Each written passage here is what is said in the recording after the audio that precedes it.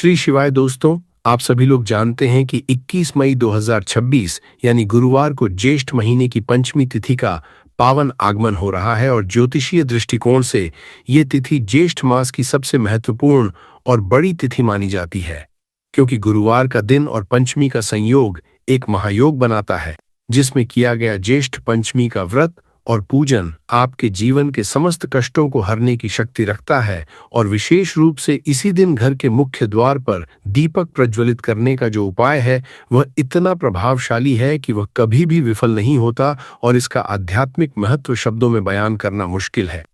पूज्य गुरुजी ने अपनी कथाओं में बार बार इस बात पर जोर दिया है कि यदि आपके जीवन में कभी ऐसा सौभाग्यशाली अवसर आए जब ज्येष्ठ पंचमी गुरुवार के दिन पटे, तो आपको मुख्य द्वार पर दीपदान का यह अचूक उपाय बिना चूके करना चाहिए, क्योंकि ग्रहों और तिथियों का ऐसा दुर्लभ मिलन वर्षों में एक बार आता है और शिव महापुराण की कथा के अनुसार इस विशेष दिन की महिमा इतनी अपार है कि पूरे वर्ष में ऐसा दूसरा अवसर नहीं मिलता। इसलिए गुरुवार और पंचमी के इस महासंगम पर मुख्य द्वार दीपक वाला उपाय करना हर भक्त के लिए अनिवार्य हो जाता है। तो दोस्तों, इस आने वाले गुरुवार को आप अपनी किस्मत के बंद दरवाजे खोलने के लिए इस उपाय को पूरी निष्ठा से अपनाएं, क्योंकि बहुत से ऐसे लोग होंगे जिन्होंने शायद पूरा साल अनजाने में गौवा दिया हो और किसी भी विशेष दिन पर दीपदान का लाभ न उठा पाए हो। उनके लिए 1 मई का यह दिन एक अंतिम और सुनहरे मौके की तरह है, जिसे गंवाना आपके लिए भारी पड़ सकता है। भले ही आपने बीते समय में कोई उपाय न किया हो, लेकिन यदि आप इस ज्येष्ठ पंचमी की दिव्य तिथि पर श्रद्धापूर्वक दीपक जलाते हैं, तो आपको वह अप्रत्याशित फल प्राप्त होगा जिसकी आपने कभी स्वप्न में भी आशा नहीं की होगी।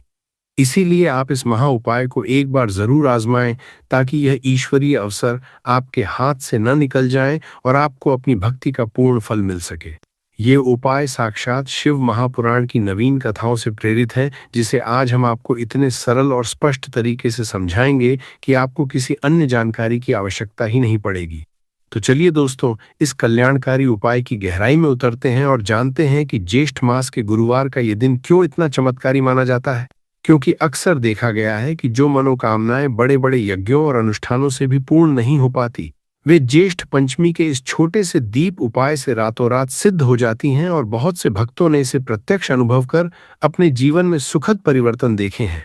यदि आप भी इस गुरुवार को अपनी किस्मत बदलना चाहते हैं, तो प्रक्रिया को ध्यान से सुनकर ही इसे संपन्न करें, ताकि आपके घर में चल रही हर तरह की दुख तकलीफ और अनजानी समस्याएं, जिनका मूल कारण चाहे पितृ दोष हो या कोई मंगल दोष, वे जड़ से समाप्त हो जाए। क्योंकि जब किसी विशेष दिन की ऊर्जा के साथ कोई उपाय जुटा है, तो उसका परिणाम न केवल निश्चित होता है, बल्कि बहुत ही शीघ्र प्राप्त होता है। उपाय की बारीकियों पर बात करने से पहले यह समझना आवश्यक है कि इसे किस शुभ मुहूर्त में करना है और किसके द्वारा किया जाना सबसे उचित रहेगा, जिसकी पूरी जानकारी हम आपको इस वीडियो के माध्यम से देने जा रहे हैं।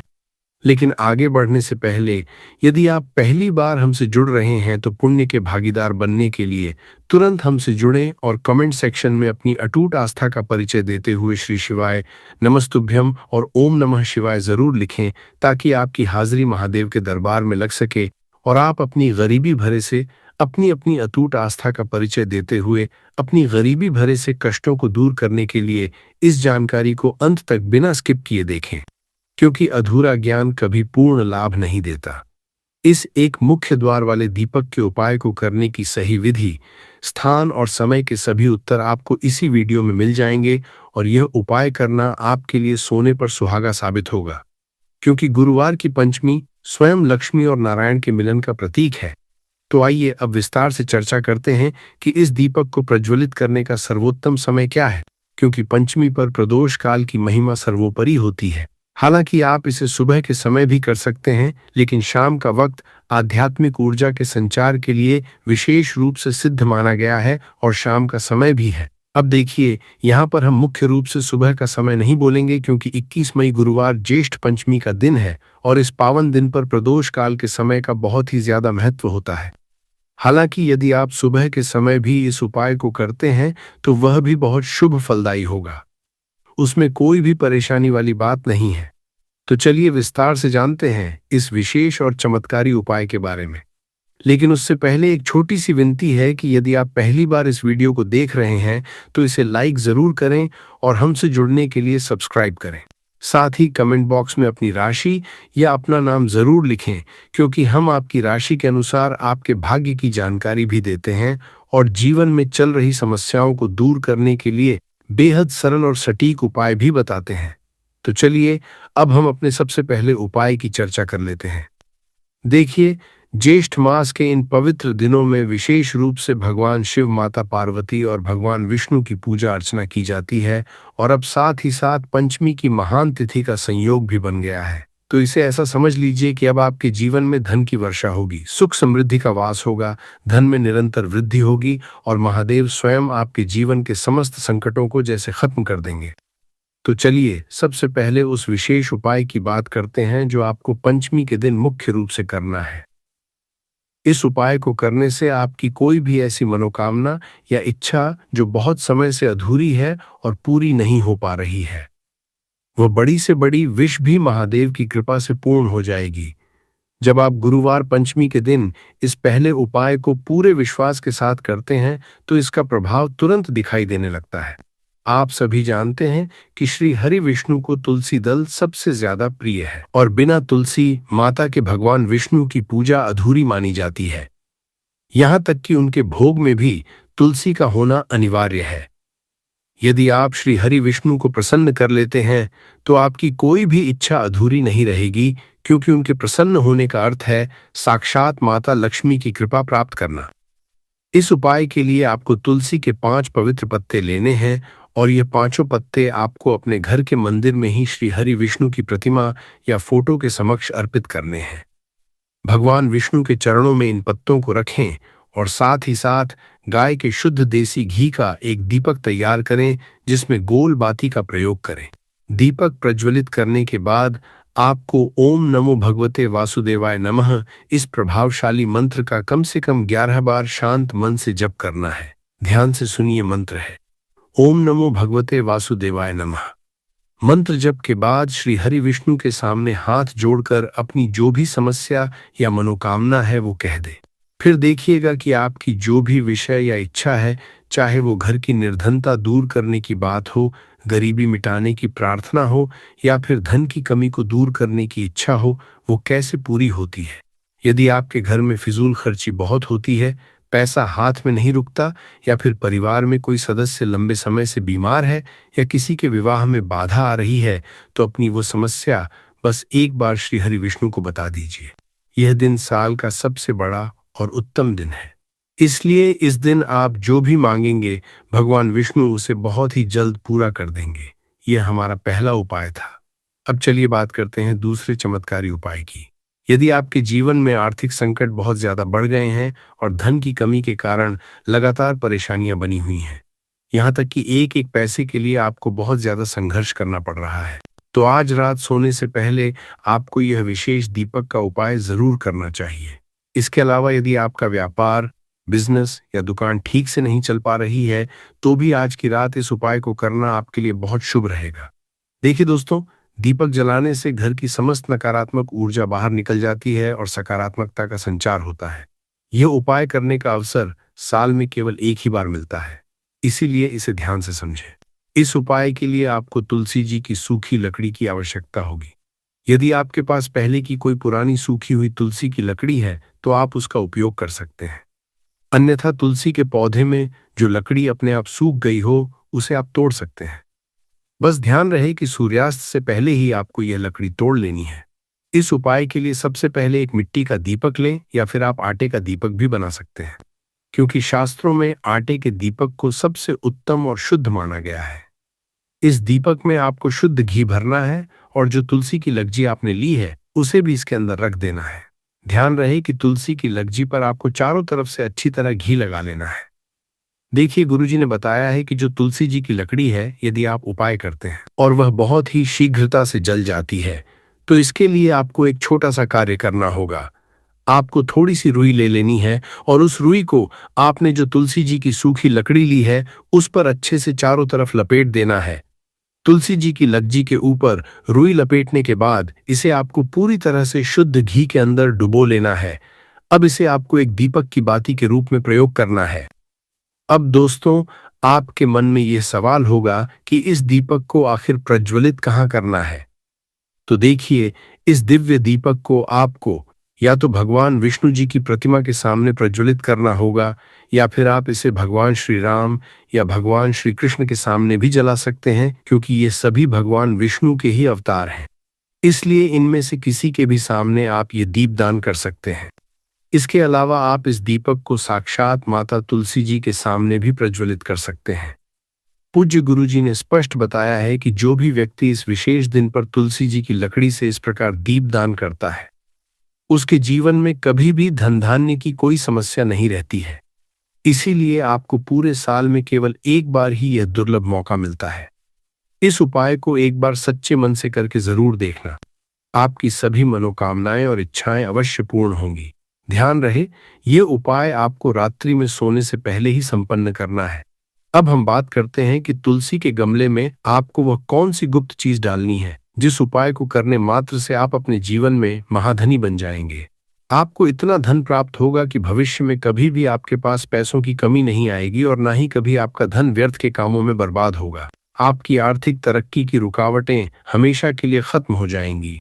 जो लोग अक्सर ये शिकायत करते हैं कि घर में पैसा तो बहुत आता है पर रुकता नहीं है, यहाँ उसमें बरकत नहीं हो रही है, उन्हें यह तीसरा उपाय विशेष रूप से जरूर करना चाहिए। देखिए, जैसा कि आपको पहले ही बताया गया है कि श्री हरि विष्णु की पूजा और उनका भोग माता तुलसी के बिना अधूरा माना जाता है, और तुलसी मैया भी श्री हरि विष्णु के बिना अधूरी है।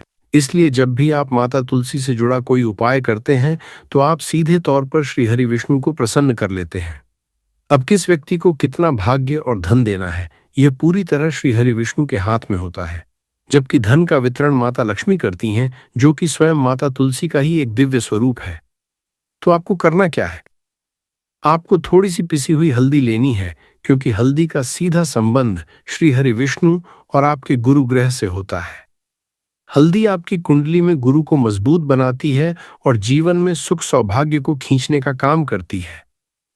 आपको बस एक चुटकी पिसी हुई हल्दी लेनी है और इसे अपने घर के उस गमले में डालना है जहां तुलसी का पौधा लगा हुआ है। हल्दी को डालते समय आपको ओम नमो भगवते वासुदेवाय नमः इस महामंत्र का कम से कम 11 बार शांति से जाप करना है। मंत्र का जाप करते हुए धीरे धीरे तुलसी के पूरे गमले में हल्दी का छिड़काव करें। जो व्यक्ति इस उपाय को करता है वह न केवल अपनी बल्कि अपनी आने वाली 7 पीढ़ियों की गरीबी और निर्धनता को जड़ से मिटा देता है, क्योंकि हल्दी कोई साधारण वस्तु नहीं है। यह रातों रात चमत्कार करने की शक्ति रखती है। आपने देखा होगा कि हर शुभ कार्य, चाहे वह विवाह हो या गृह प्रवेश, हल्दी का उपयोग अनिवार्य रूप से किया जाता है। हल्दी आपके गुरु ग्रह को इतना प्रबल कर देती है कि धन आगमन के नए रास्ते खुलने लगते हैं।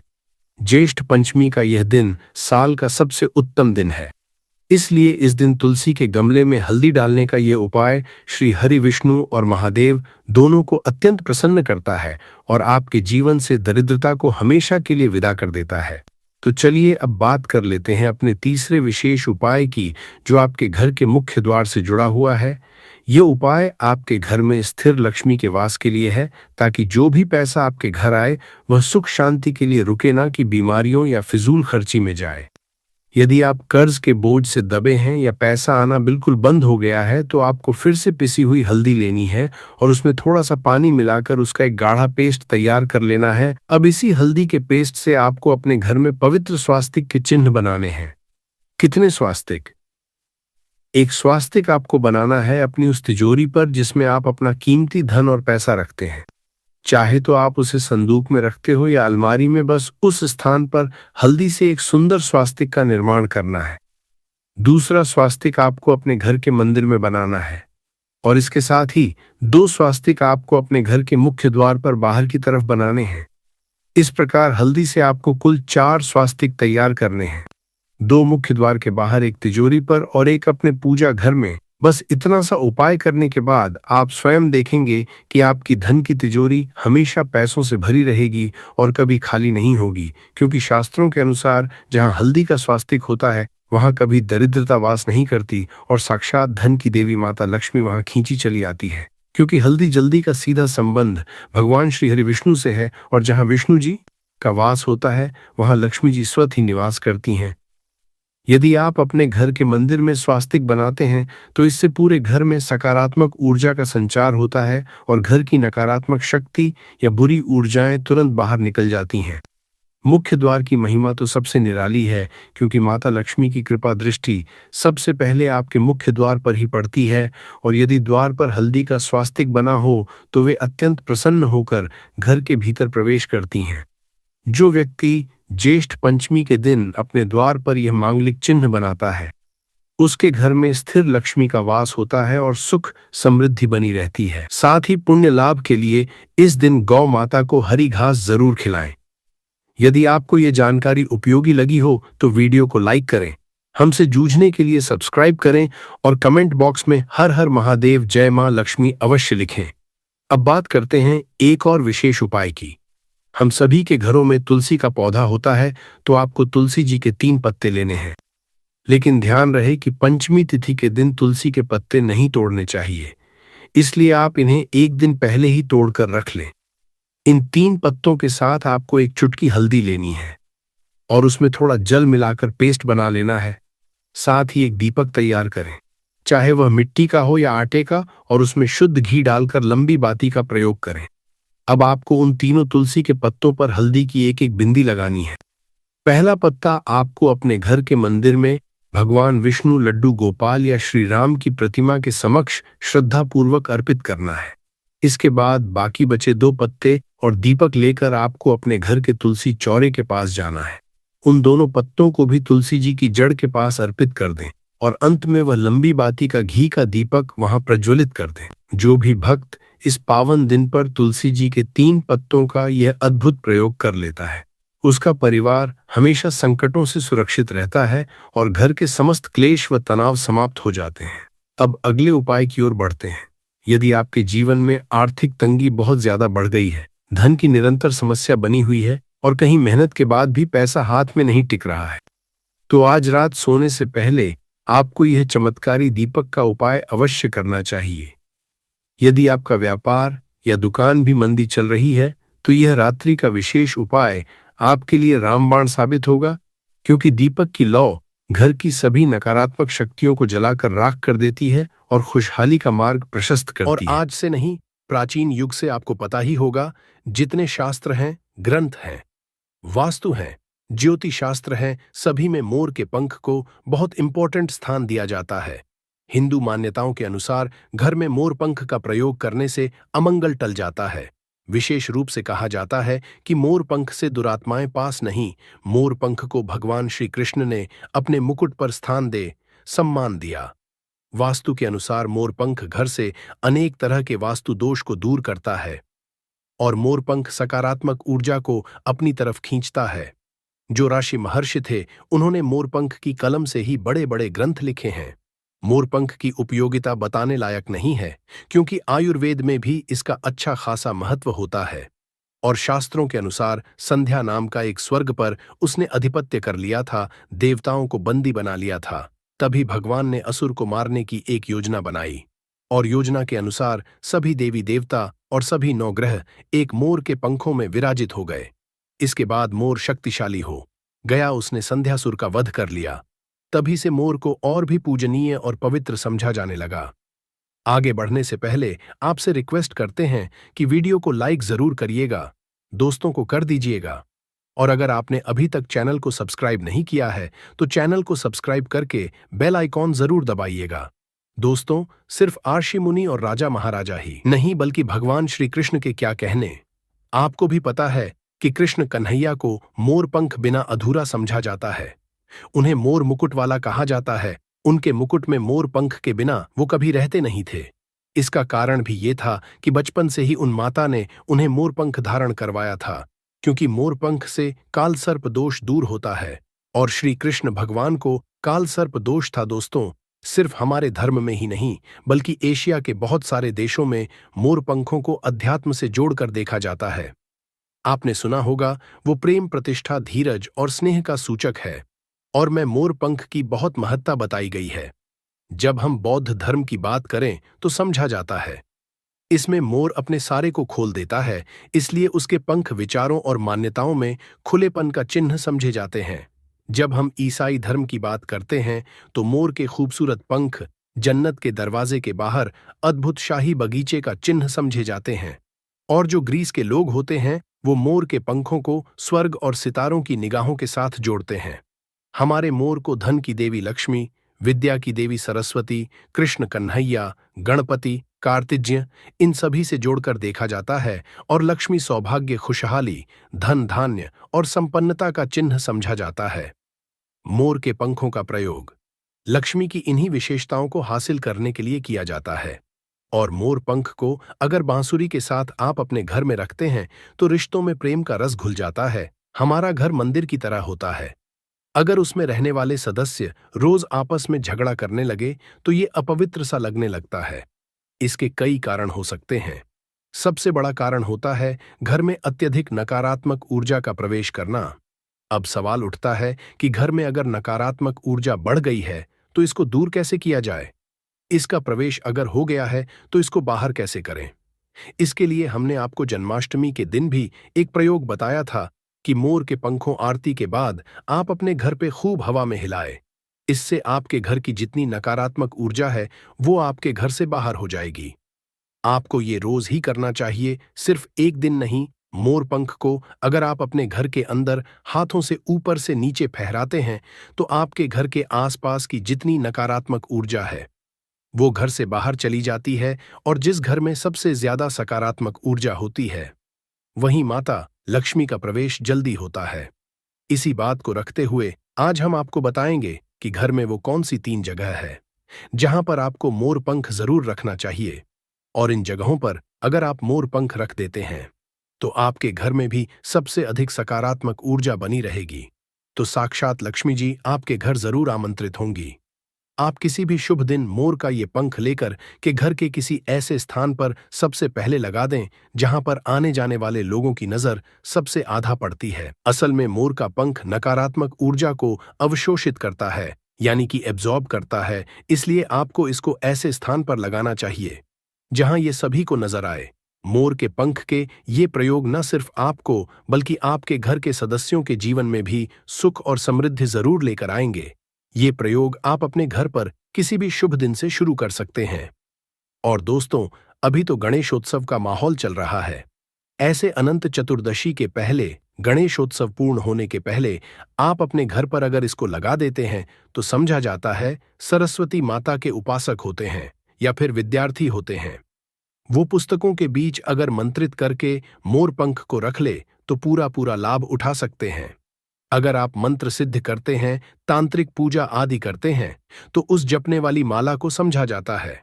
मोर पंखों के बीच आप रखते हैं तो आप मंत्र सिद्धि बहुत ही जल्दी होती है।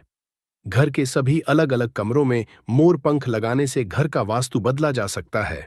एक मोर का पंख हमारे जीवन की दिशा बदल सकता है। यदि आप भी हर समय अपने पास मोर पंख रखते हैं तो हर कार्य में आप देखेंगे कैसे किस्मत आपका साथ देने लगती है। अगर केतु आदि के दोष भी हैं तो वो ग्रह दोष भी समाप्त होते हैं। स्पेशली अगर आपके घर में कोई ऐसा बच्चा है जो जिद्दी हो गया है तो मोर के पंखों से उसको हवा देने से धीरे धीरे उसकी जिद कम होने लगती है। अगर वो ऐसे नॉर्मली आपको हवा नहीं देने दे तो आप उसके जो छत का पंखा होता है उसमें मोर पंखों को लगा दें और पंखा जब चलेगा तो उसके चलने पर मोर के पंखों की हवा भी बच्चे को लगेगी। इससे धीरे धीरे उसकी हठ और जिद कम हो जाएगी। दोस्तों, मोरके को चांदी की ताबीज में डालकर नवजात बच्चे के सिरहाने रखते तो बच्चे की नजर दोष और किसी भी तरह के अलावला से रक्षा होती है। यहां तक कि बड़े लोग भी अगर मोर पंख को बिस्तर के नीचे अपने सिरहाने रख के सोते हैं तो समझा जाता है कि किसी भी तरह के बुरे स्वप्न या अलग तरह के स्वप्न इनके दोष आदि नहीं होते हैं। अगर आपके बच्चे का पढ़ाई में मन नहीं लगता है, कमजोर है, तो उनके कमरे में मोर पंख लगाएं, स्पेशली उनके स्टडी टेबल में लगाएं। और जिस सब्जेक्ट में बच्चा वीक उसके उस बुक में आप मोर के पंखों को रख दें। आप देखेंगे थोड़े ही दिनों में बच्चे का कैसे कंसंट्रेशन पावर बढ़ता है, मेमोरी पावर बढ़ती है और बच्चा पढ़ाई में तेज होने लगता है। सरस्वती माता के उपासक और विद्यार्थियों को पुस्तक में मोर का पंख जरूर रखना चाहिए। दोस्तों, ये तो हुई बच्चों की बात, लेकिन जब बड़ों की बात होती है कई बार हम बहुत सारे काम हाथ में ले लेते हैं। काम होते होते लास्ट में रुक जाता है या लंबे समय अटका हुआ आ जाता है। काम बढ़ता ही है, तो ऐसे में यदि आप अपने घर के बेडरूम के पूर्वी दक्षिण यानी south east corner of the house है, उसमें मोर का पंख लगाते हैं तो आपके अटके हुए कार्य पूरा होने के योग बनने लगते हैं। घर में अगर पैसों की बरकत नहीं होती है, धन आता है रुकता नहीं है, तो इसी कोण में यानी दक्षिण पूर्व कोण में आप इसको लगा देते हैं तो घर में बरकत बढ़ती है। और अचानक कष्ट जो आते हैं या एक्सीडेंट जैसे अचानक अचानक जो प्रॉब्लम्स आती है, उन सब से आपको मिलती है। आप चाहें तो आपका जो घर है या फिर दुकान की जो दक्षिण पूर्व दिशा है, वहां पर मोर का पंख स्थापित करते हैं। और व्यापारिक स्थल में अगर आप इसको स्पेशली स्थापित करते हैं, तो आपके घर में कभी भी पैसों की कमी नहीं होती। आप चाहें तो अपनी जेब में या डायरी में मोर का पंख रखें। इससे भी आपको राहु दोष प्रभावित नहीं करता। और मन चाहे पैसा का समझे के बाद भी अगर पैसा नहीं टिकता है, तो आपके घर के साउथ ईस्ट कॉर्नर में मोर पंख जरूर लगाना चाहिए। एक और फायदा है मोर का पंख घर में लगाने से, वो ये होता है कि घर में अगर आपके आसपास सांपों का डेरा है, तो समझा जाता है घर में सांप प्रवेश नहीं करता, या किसी घर में किसी मेंबर को कालसर्प दोष है, राहु केतु दोष है, तो भी मोर पंख लगाने से उस घर में ग्रहों का असर नष्ट हो जाता है। क्यों समझा जाता है? क्योंकि मोर और सर्प में शत्रुता होती है, अर्थात सर्प शनि तथा राहु के सहयोग से बनता है। और यदि मोर का पंख घर के पूर्वी और पश्चिम दीवार में या आपके जेब और डायरी में रखा जाए, तो राहु का दोष कभी उसको परेशान नहीं करता है। घर में सर्प हो, मच्छर हो, बिच्छू हो, इस तरह के विषैले जंतुओं का भय नहीं रहता। अब 3 कोने कौन कौन से हैं जिसमें आपको मोर का पंख रखना चाहिए ताकि आपकी आमदनी गुना बढ़ सके? पहला, मोर पंखा आपको घर की अलमारी में या तिजोरी में रखना है। आप घर में जिस स्थान पर सबसे ज्यादा पैसा रखते हैं, वहीं पर मोर पंख आपको रखना चाहिए। इससे आपकी तिजोरी में धन बढ़ने लगेगा। साथ ही साथ इससे पहले से रखा हुआ धन धीरे धीरे खर्च होगा। आप खुद देखेंगे आपकी सेविंग बढ़ने लगेगी, बरकत बढ़ने लगेगी और धन की इनकम दिनों दिन बढ़ती चली जाएगी। दूसरा, मोर पंख आप अपने घर के रखें या घर के ईशान कोण यानी north east corner of the house में रखें, या फिर जहां पर आप घर में भगवान को रखते हैं वहीं इस मोर पंख को रख दे। चाहे तो आपका बंडल बनाकर रख सकते हैं, या फिर आप चाहें तो श्री कृष्ण भगवान के मुकुट पे इसको धारण करा सकते हैं। और रोज आप जब भगवान की पूजा करते हैं, उस समय इस मोर पंख की भी आपको पूजा करनी चाहिए। इससे आप देखेंगे पैसों के मामले में किस्मत जाएगी और धन आगमन के नए द्वार आपके लिए खुलते चले जाएंगे। तीसरा, मोर पंख आपको कहाँ रखना है? आपको अपने बेडरूम में बिस्तर के नीचे रखना है। ऐसा करने से आप जब बेड पर सोएंगे, आपके अंदर काफी सारी पॉजिटिव एनर्जी आती है और आपको अच्छे से सोचने में और काम पर फोकस करने में मदद मिलती है। आपके जीवन में सफलता तो आती ही है, साथ ही साथ पैसों की आवक भी बढ़ जाती है। आप इसे ऐसे लगाएंगे, अपने बेड का जो गद्दा होता है, चादर लगाते हैं, उसके नीचे आपको मोर पंख बिछा देना चाहिए। उसके ऊपर चादर लगाएं और फिर उस पर आपको सोना चाहिए। आप यदि अपने घर के मुख्य द्वार पर 3 मोर पंख लगा लेते हैं, और दोस्तों, ये जो गणपति विसर्जन होने वाला है अनंत चतुर्दशी को, उसके पहले आप ये छोटा सा काम है। वैसे क्या करना है? 3 मोर पंख और एक छोटी सी भगवान गणेश की प्रतिमा मुख्य द्वार पर स्थापित कर लें। आप चाहें तो चित्र भी स्थापित कर सकते हैं। अगर आपके पास गणपति देव की प्रतिमा नहीं है या आप अफोर्ड नहीं कर सकें, तो ऐसे लगा दें। आप देखेंगे जिस घर में आप रहते हैं उस घर का वास्तु दोष दूर हो जाता है। साथ ही साथ किसी की बुरी नजर भी आपके घर पर नहीं पड़ती है। दोस्तों, कुछ लोग अक्सर कहते हैं कि ऐसे गणपति देव की प्रतिमा लगानी चाहिए कि मुख्य द्वार के आगे और पीछे सेम साइंस की देव की प्रतिमा होनी। आपको हम बता दें, ऐसा कुछ भी सच नहीं है। ये सिर्फ एक भ्रांति है जो कुछ साल पहले फैला दी गई थी कि जहां भी मूर्ति लगाए गणपति देव की, वहां पर आपको आगे और पीछे गणपति देव की सेम साइंस की मूर्ति लगानी पड़ती है, क्योंकि गणपति देव की पीठ में दरिद्रता का वास होता है। ऐसा कुछ भी नहीं है। गणपति देव उतने ही पवित्र हैं आगे से जितने पीछे से हैं, इसलिए कभी भी मन किसी तरह का वहन विचार न करे। हमेशा गणपति देव की एक प्रतिमा आप अपने मुख्य द्वार पर लगाए। आप किसी भी राजा महाराजा के महलों में जाकर देखिए या किसी भी प्राचीन इमारतों में जाए, सब जगह एक ही साइड में गणपति देव की प्रतिमा लगाई जाती थी। कोई भी अंदर की ओर प्रतिमा नहीं लगाते हैं, इसलिए अपने घर के मुख्य द्वार पर एक गणपति देव की छोटी सी प्रतिमा लगाए, उसके साथ 3 मोर पंखों को लगाए और फिर देखे घर में कैसा माहौल होता है। तो दोस्तों, ये प्रयोग जरूर कर लीजिए। आज के लिए बस इतना ही दोस्तों। अगर आपको ये वीडियो पसंद आया है तो वीडियो को लाइक करिएगा, दोस्तों को शेयर जरूर करिएगा। क्या करना है, जो कागज आपने लिया है, ठीक है ना, उस कागज के ऊपर आपको अपने शत्रु का नाम लिखना है। अगर का नाम पता है तो मान लीजिए, शत्रु का नाम पता ही नहीं है, या शत्रु बहुत हैं, या गुप्त शत्रु हैं जिनके बारे में आप जानते ही नहीं, क्योंकि देखिए, गुप्त शत्रु का कोई पता नहीं लगा सकता। बहुत सारे कम ऐसे लोग हैं जिन्हें पता होता है कि हाँ, गुप्त शत्रु हैं हमारे, या पता लग जाता है। किसी तरीके से आधे से ज्यादा केस में गुप्त शत्रु के बारे में पता ही नहीं चलता है। इसलिए आप नाम ना लिखकर शत्रु या गुप्त शत्रु लिखेंगे पर्ची पर तो आपको ज्यादा लाभ होगा। इससे क्या होगा, आपके जितने भी शत्रु हैं, ना 2 हैं, 3 हैं, 4 हैं, 1000 हैं, कितने भी हैं, सभी परास्त हो जाएंगे और सभी आपके जीवन से दूर हो जाएंगे। मतलब उनकी पूरी ताकत खत्म हो जाएगी। कुछ आपका नहीं बिगाड़ पाएंगे, तो कोशिश वो कितनी भी कर लें कि आपका नुकसान करना है, धन हानि करनी है, व्यापार खराब करना है, लेकिन सिर्फ सोचेंगे कर कुछ नहीं पाएंगे। तो देखिए, पर्ची पर आपको नाम लिख लेना है, या फिर नाम ना लिखकर आप शत्रु लिखें तो ज्यादा उत्तम है। शत्रु लिख लिया, अब उस पर्ची को आपको फोल्ड कर लेना है, ठीक है ना, मोड़कर उसे बंद कर लेना है पर्ची को। अब जो माचिस है आपके पास, उस माचिस के अंदर इस पर्ची को, इस सफेद रंग के कागज को जिस पे आपने शत्रु लिखा है, उस पर्ची को आपको रख लेना है। रख लिया, अब इस माचिस को आपको बंद करके अपने पास रख लेना है। माचिस खोलकर ही उसके अंदर आपको पर्ची रखनी है, और फिर माचिस को 24 घंटे तक, कितने घंटे, 24 घंटे यानी 24 आवर, 24 घंटे आपको उस माचिस को अपने पास रखना है। देखिए, जब 24 घंटे हो जाएंगे, उसके बाद आपको क्या करना है। 24 घंटे में आप सोचें कि रात में आप सो रहे हैं, तो क्या माचिस को बाहर निकाल कर रखना है? नहीं, सोते समय भी उस माचिस की डिब्बी को अपने पास रखना है, ठीक है ना। अपनी पॉकेट में आप रख सकते हैं, तकिया के पास रख सकते हैं, कहीं भी रखिए, रखना अपने पास।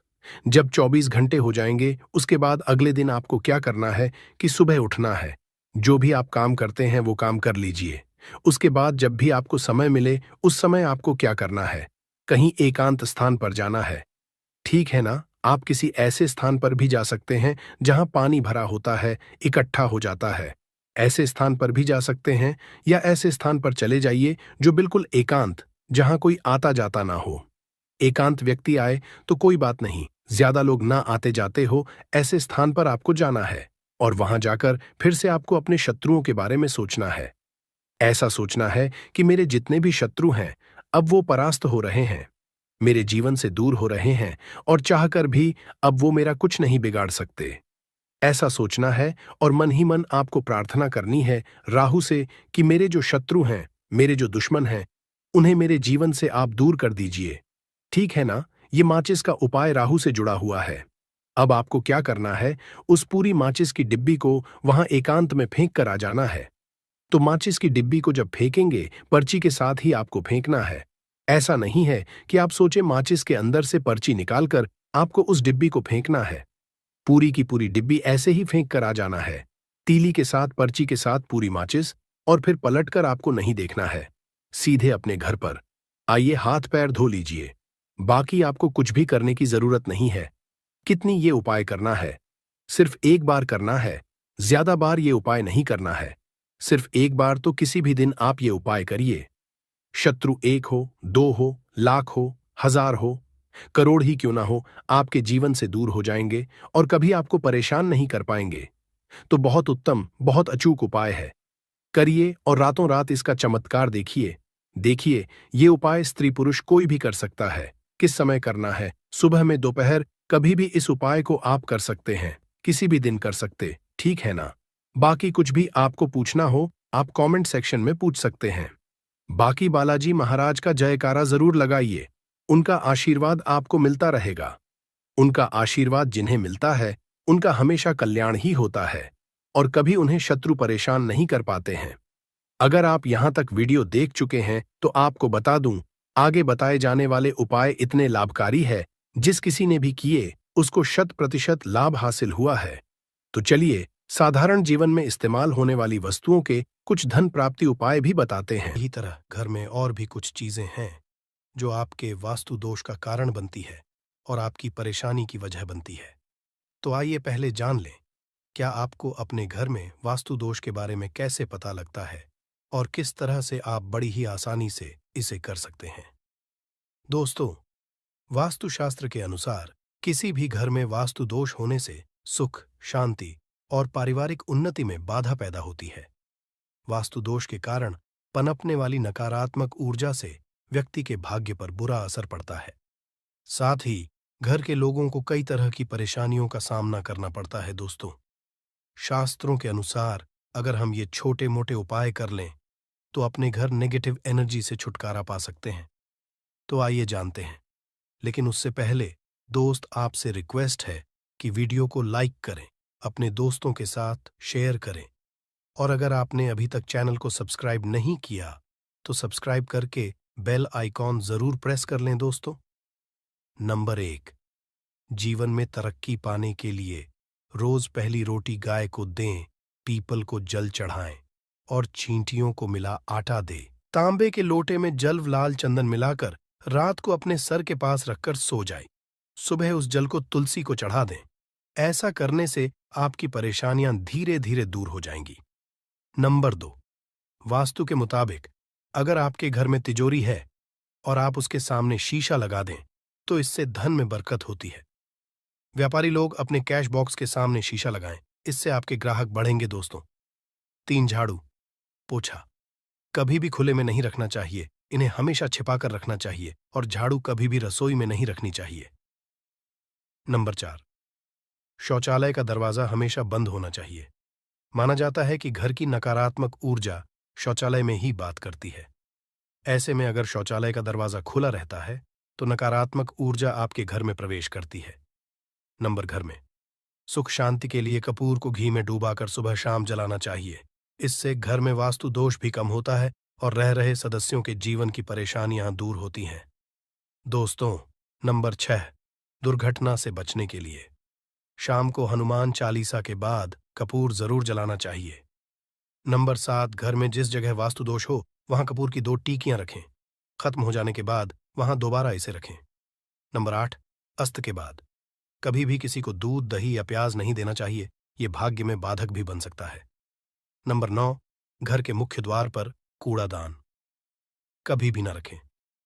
नंबर 10, घर में टूटा हुआ शीशा कभी भी नहीं होना चाहिए।